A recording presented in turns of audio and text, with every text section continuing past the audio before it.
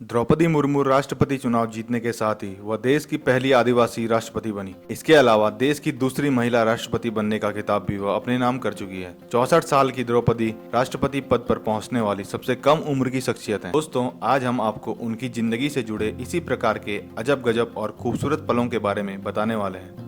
द्रौपदी मुर्मू का जन्म 20 जून सन 1958 को उड़ीसा के मयूरभंज जिले के उपरबेड़ा गांव में एक संथाल परिवार में हुआ। उनके पिता का नाम पिरंजी नारायण टुडू था, जो एक किसान थे।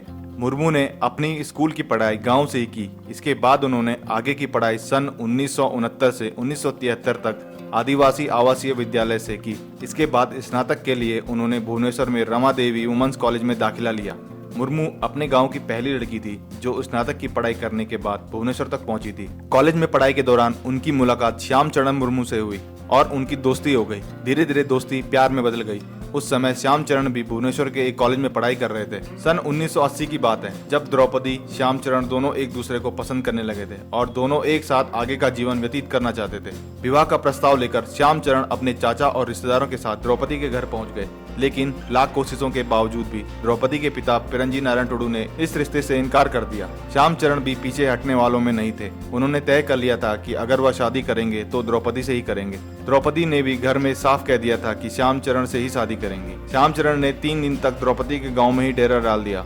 आखिरकार थक हार कर द्रौपदी के पिता ने इस रिश्ते को मंजूरी दे दी और शादी के लिए मान गए। अब श्याम चरण और द्रौपदी के घर वालों के बीच दहेज को लेकर बात होने लगी। इसमें तय हुआ कि श्याम चरण के घर से द्रौपदी को एक गाय और एक बैल और 16 जोड़ी कपड़े दिए जाएंगे।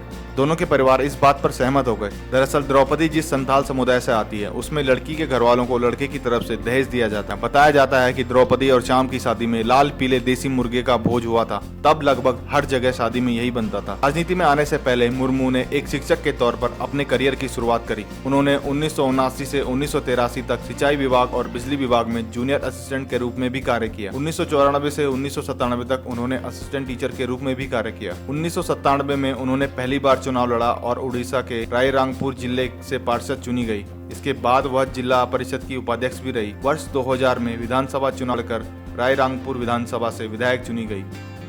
इसके बाद उन्हें बैजू जनता दल और भाजपा गठबंधन वाली सरकार में स्वतंत्र प्रभार का राज्य मंत्री बनाया गया। 2002 में मुर्मू को उड़ीसा सरकार में मत्स्य एवं पशुपालन विभाग का राज्य मंत्री भी बनाया गया। सन 2006 में उन्हें भाजपा अनुसूचित जनजाति मोर्चे का प्रदेश अध्यक्ष बनाया गया तथा 2009 में वह रायरंगपुर विधानसभा से दूसरी बार भाजपा के टिकट पर चुनाव जीती। इसके बाद 2009 में वह लोकसभा का चुनाव भी लड़ी, लेकिन जीत नहीं पाई। 2015 में द्रौपदी को झारखंड का राज्यपाल बनाया गया। 2021 तक उन्होंने राज्यपाल के तौर पर अपनी सेवाएं दी। द्रौपदी मुर्मू के 4 बच्चे हुए, इनमें 2 बेटे और 2 बेटियां थी।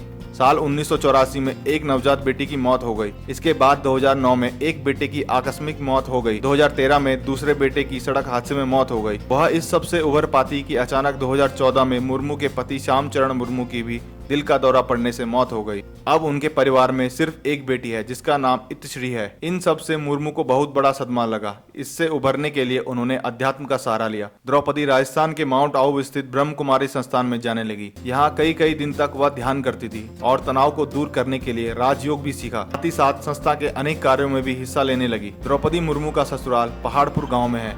यहाँ उन्होंने अपने पति और अपने दोनों बेटों की स्मृति में अपने घर को अगस्त 2016 में स्कूल में बदल दिया और इसका नाम श्याम लक्ष्मण सिपुन उच्चतर माध्यमिक विद्यालय रखा। मुर्मू ने हमेशा से संघर्ष किया, पहले पढ़ाई के लिए और फिर परिवार के लिए। दर्दनाक हादसों ने उन्हें परेशान किया, हालांकि उन्होंने समाज के लिए हमेशा अच्छा काम किया। मुर्मू को सन 2007 में उड़ीसा विधानसभा द्वारा वर्ष के सर्वश्रेष्ठ विधायक के लिए नीलकंठ पुरस्कार से सम्मानित किया गया। उनके पास उड़ीसा सरकार में परिवहन, वाणिज्य, मत्स्य पालन और पशुपालन जैसे मंत्रालय को संभालने का अनुभव है। तो दोस्तों, ये था द्रौपदी मुर्मू का एक शिक्षक से राष्ट्रपति बनने का सफर। इस कहानी से हमें एक सीख मिलती है कि जीवन में बहुत सारी कठिनाइयों का सामना करना पड़ता है, लेकिन हमें हिम्मत नहीं हारनी चाहिए और लगातार मेहनत करनी चाहिए। एक बार ऐसा समय आता है जब आपको अपनी मेहनत का एक अच्छा परिणाम देखने को मिलता है। दोस्तों, कैसे लगी आपको ये वीडियो कमेंट में जरूर बताना और चैनल सब्सक्राइब करना ना भूलें। धन्यवाद।